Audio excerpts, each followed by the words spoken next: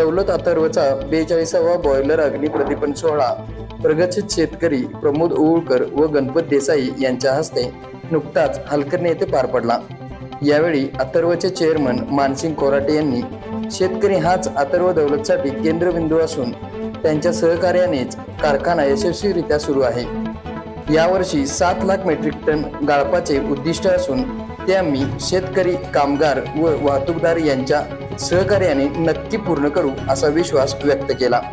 यावेळी Sangramsinh Kupekar, advocate Santosh Malvikar, Jagannath Hulji, Ashok Jadhav, Basavraj Arbole, B M. Patil, Balasaheb Haldankar, अबप संजय पाटील, बाळाराम फडके, अथर्वचे CEO विजय मराठे, HR अश्रुजी लाड, जनसंपर्क अधिकारी दयानंद देवन, त्याचबरोबर तोडणी वाहतूकदार, शेतकरी, कामगार मोठ्या संख्येने उपस्थित होते।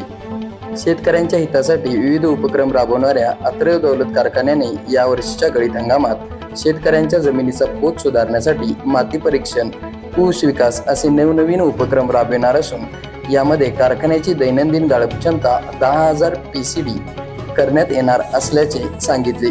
या गाळप क्षमतेमुळे शेतकऱ्यांचा ऊस वेळेत गाळप होऊन ऊसाचे होणारे नुकसान थांबणार आहे।